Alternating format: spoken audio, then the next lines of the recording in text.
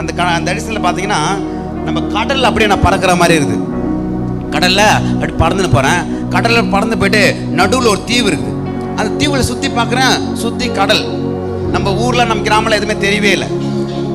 அந்த இடத்த பார்க்குற ஒரு தோட்டம் மாதிரியா இருக்குது, நல்ல அழகாக இருக்குது. அதுக்கப்புறம் அந்த தீவில் பார்க்குறேன், அங்கே எல்லாமே ஜபம் பண்ணி கொண்டு இருக்காங்க.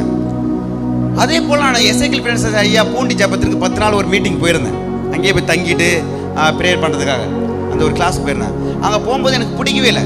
திருவள்ளூர் அப்போலாம் கார்லாம் கிடையாது. சென்டரில் போயிட்டு ட்ரெயின் ஏறி 10 நாள் ட்ரெஸ்ஸு வாங்கலாம், நம்மளாம் துவைக்க முடியாது சொல்லிட்டு 10 செட்டு ட்ரெஸ் எடுத்து வச்சுக்கின்னு ஒரு பெரிய பேக் எடுத்துன்னு ட்ரெயின் ஏறி திருவள்ளூர் டிஸ்ட்ரிக்டில் அங்கே இறங்கிட்டு ரயில்வே ஸ்டேஷன் இறங்கிட்டு அங்கேருந்து அவங்க வண்டி எடுத்துன்னு போயிட்டு அங்கே பூண்டிக்கு அந்த அவங்க இருக்கிற அந்த பெராக்கா மினிஸ்ட்ரிக்கு கூட்டு போனாங்க. அங்கே போய் பார்த்தா செம ஜனம். இங்கே ஒரு எல்லா ஸ்டேட்லேருந்து எல்லோரும் வந்திருந்தாங்க. எனக்கு சுத்தமாக பிடிக்கவே இல்லை. செம பசி குடல் முறுக்குது. ஒரு ஓரமாக மரத்தடியில் உட்காந்துக்கிறேன்.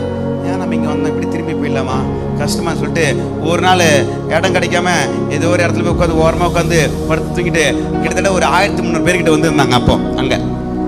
அதுக்கப்புறம் வெளியில் வர்றதுக்காக ஒரு மதியம் போல் பிரேக் விட்டாங்க. வெளியில் வரேன், அந்த கேட்டுக்கு வெளியில் வந்து மறுபடியும் உள்ளே போகிறேன். நான் கனவுல பார்த்த அதே இடம் தான். ஒரு தீவுக்கு நடுவில் இருக்கிற மாதிரி ஒரு தோட்டத்தை பார்த்தீங்களா, அதே இடத்துல ஆண்டவர் கர்த்தர் கொண்டு போனார். எத்தனை பேர் ஆமென் சொல்றீங்க?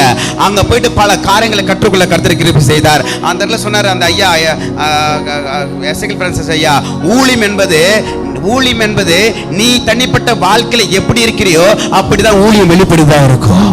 ஊழியம் என்பது நீங்க செய்த நான் செய்தல, எனக்குள்ளாக இருந்து ஆவியானவரை செயல்படுவதுதான் ஊழியமாகவே இருக்கிறது. என்னுடைய ஆவி, ஆத்மா, சரீரத்தை, நேரத்தை, முழு இருதயத்தை ஆண்டவருக்கு எவ்வளவுக்கு எவ்வளவு ஒப்பு கொடுக்கிறோமோ அந்த அளவுக்கு ஊழியத்தின் எல்லைகளை விரிவுபடுத்துவாரு, ஊழியத்தின் வேகத்தை அதிகரிப்பாரு. என்னை கொண்டு கர்த்தர் பயன்படுத்துவாரு. அநேக ஜனங்களை உருவாக்குற பாத்திரமா கர்த்தர் பயன்படுத்துவார். கரங்களை தட்டி மகிமைப்படுத்துங்க.